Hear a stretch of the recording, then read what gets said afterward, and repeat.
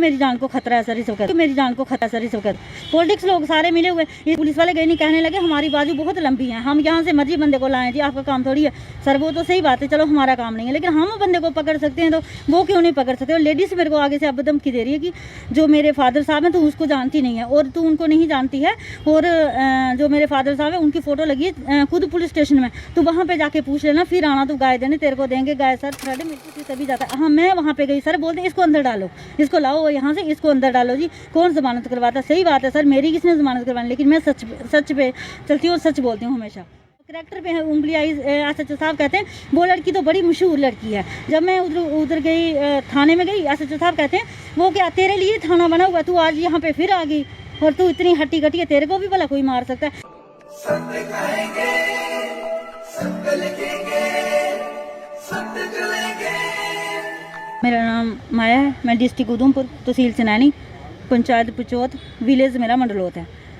Sir मुद्दे तो बहुत सारे हैं, लेकिन जो मेन बात है तो सर मेरे को हरासमेंट बहुत ज़्यादा हो रही है, क्योंकि मैं कोई भी बात सर मैं सच बोलती हूँ, मैं कभी झूठ नहीं बोलती।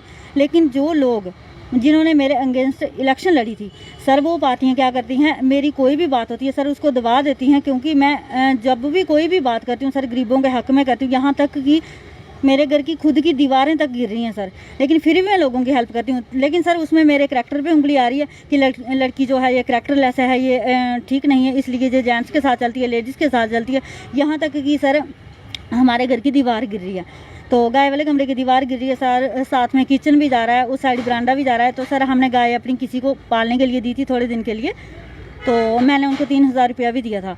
तो वो लोग कहने लगे हम गरीब लोग हैं, हम ऐसे नहीं पाल सकते, तो बाद में आप गाय हमें ही दे देना। मैंने कहा वो हम बाद में देखेंगे, फ़िलहाल आप जो थोड़े दिन के लिए मेरी गाय को पालोगे तो आप ये पैसे ले लो। सर वो अब नहीं, वो बंदे गाय दे रहे हैं मेरी नहीं कुछ। मैं एक दिन गई गाय को फुलके खिलाने के लिए, कल श्राद्ध पढ़ने उससे एक दिन पहले गई सर, वहाँ पर मैंने पूछा जिस बंदे ने मेरी गाय ली थी तो उसकी वाइफ से मेरी बात होती थी, वो मेरे को कहते थे आज तेरी गाय इधर हमारे डंगरों के साथ चल रही है, आज बकरियों के साथ चल रही है, आज भेड़ों के साथ चल रही है। सर मौके पे जाके मैंने देखा ना मेरी वहाँ पे गाय है ना कुछ है। हमने वो बंदा भी खुद मौके पे पकड़ा। तो पुलिस वालों से जब बात हुई तो वहाँ से अंकल हैं, उन्होंने एसएचओ साहब को फ़ोन करा, उन्होंने कहा कि सर ऐसे बात है, यहाँ गाय का मसला है, तो इसकी गाय गुम हुई है, अब वो बंदा नहीं गाय दे रहा है नहीं कुछ, हमने एक बंदा मौके पे पकड़ा है। तो सर मतलब वहाँ पे पुलिस वाले गए नहीं, कहने लगे हमारी बाजू बहुत लंबी है, हम यहाँ से मर्जी बंदे को लाएं जी, आपका काम थोड़ी है।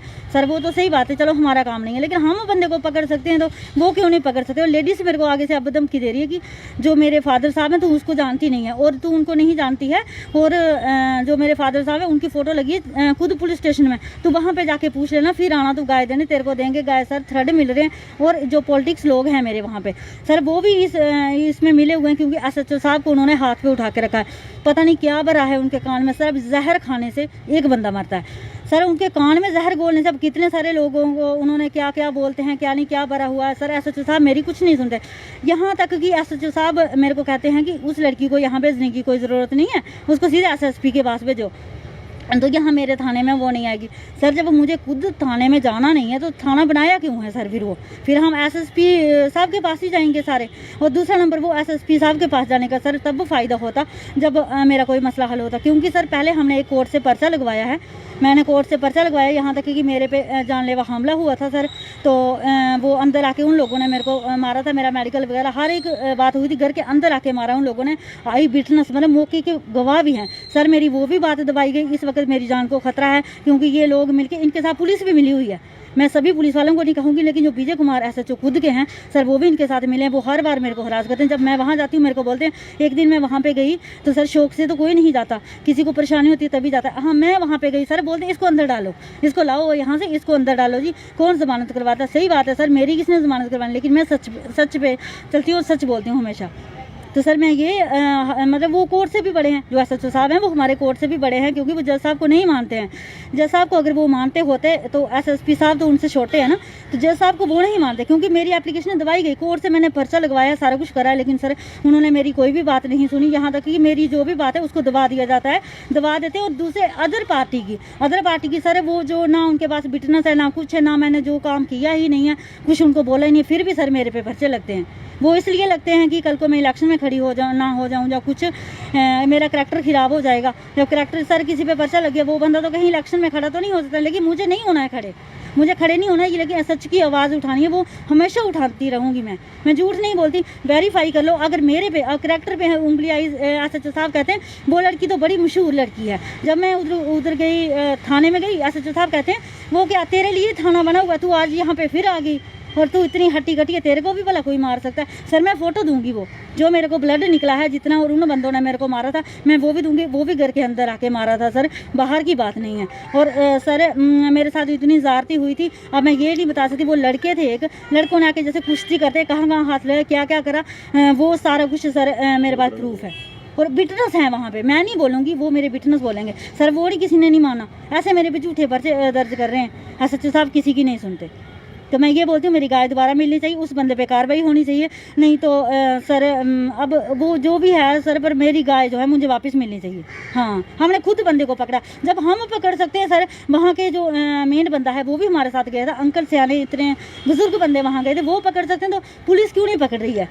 वो मतलब पुलिस वालों को सारा पता है। वो बंदा वहाँ पुलिस स्टेशन आया था, उनके जो ससुर हैं, मैंने सुना कि वो वहाँ आए थे। अब SHO साहब कहते नहीं, वो लड़की बड़ी तेज़ है, तो हो सकता है वो किसी और को भी सुना गई होगी। उसने शिवसेना वालों को सुनाया, पता नहीं गौ रक्षक वालों को सुनाया हुआ है, तो इसमें मैं कुछ नहीं कर सकता। उन्होंने कहा खर्चा पानी ले लो, हमने कहा खर्चा पानी ले लो आप, तो ये बात रफा दफा करवा दो। है ना, वो अब लड़की पता नहीं किसको सुना गई, नहीं तो मैं क्या करता, मैं कुछ नहीं कर सकता था। आप सिर्फ बंदे को हमें पकड़ के दे दो, फॉर्मेलिटी करनी है हमें सिर्फ फॉर्मेलिटी करनी है कि बंदा हमने पकड़ लिया सर। जब अगर वाइफ को पता है, उसका छोटा सा लड़का है सर, उसको पता है, उसके पति को पता है, पकड़ोगे अगर एक आधे को पड़ेंगी तो सर क्यों नहीं बोलते? पुलिस हो सके तो मुर्दे से बुलवा लेती, वो तो जिंदा लोग हैं सर।